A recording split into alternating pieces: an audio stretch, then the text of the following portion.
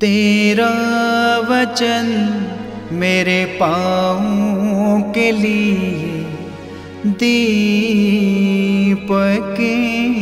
है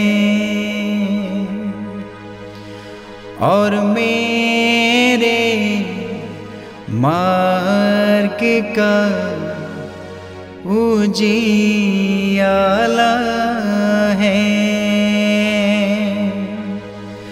तेरा वचन मेरे पाँव के लिए दीपक है।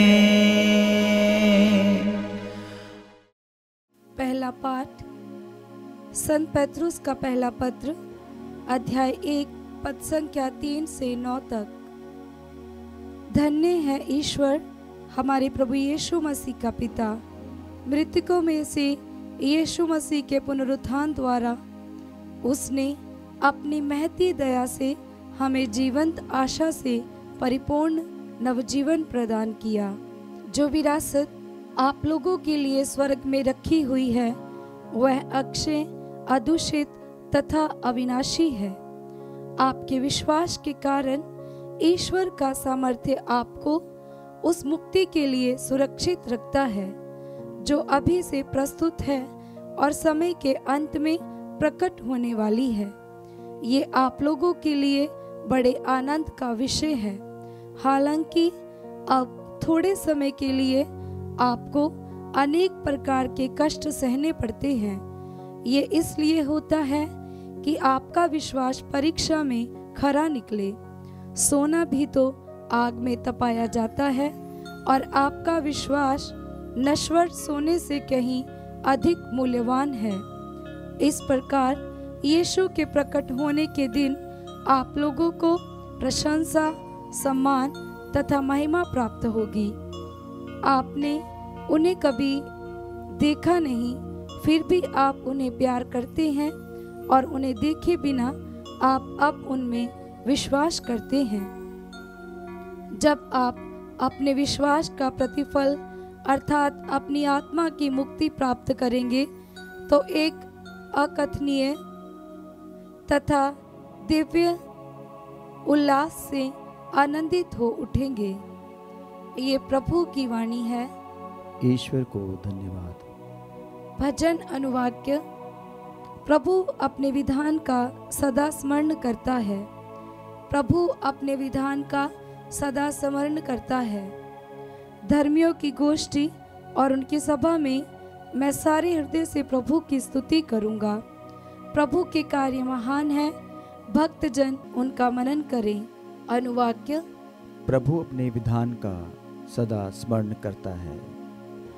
वह अपने भक्तों को तृप्त करता और अपने विधान का सदा स्मरण करता है। उसने अपनी प्रजा को राष्ट्रों की भूमि दिलाकर अपनी शक्ति का प्रदर्शन किया। अनुवाक्य।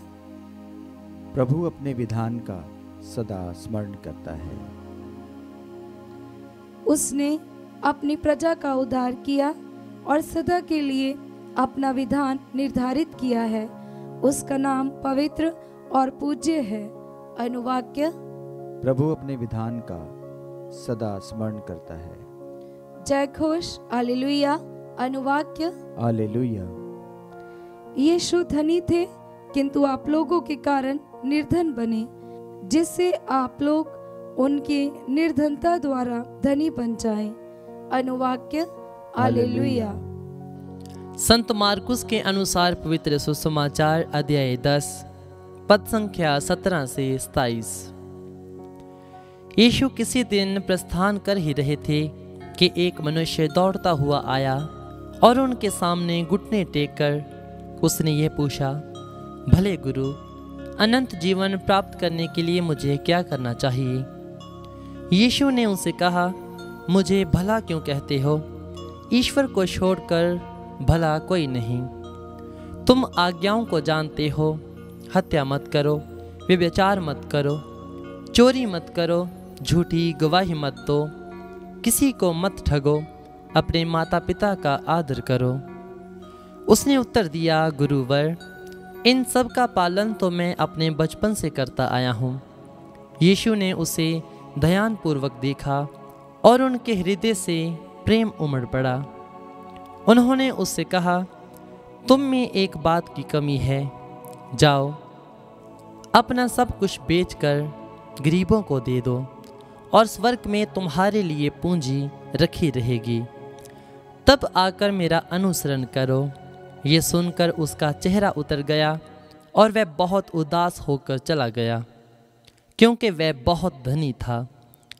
यीशु ने चारों ओर दृष्टि दौड़ाई और अपने शिष्यों से कहा, धनियों के लिए ईश्वर के राज्य में प्रवेश करना कितना कठिन होगा। शिष्य ये बात सुनकर चकित रह गए। यीशु ने उनसे फिर कहा, बच्चों, ईश्वर के राज्य में प्रवेश करना कितना कठिन है। सुई के नाके से होकर ऊंट का निकलना अधिक सहज है, किंतु धनी का ईश्वर के राज्य में प्रवेश करना कठिन है। शिष्य और भी विस्मित हो गए और आपस में कहने लगे, तो फिर कौन बच सकता है?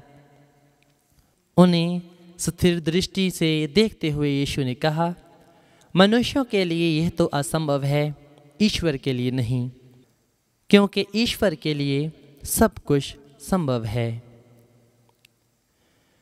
यह प्रभु का पवित्र सुसमाचार है। ख्रीस्त की जय।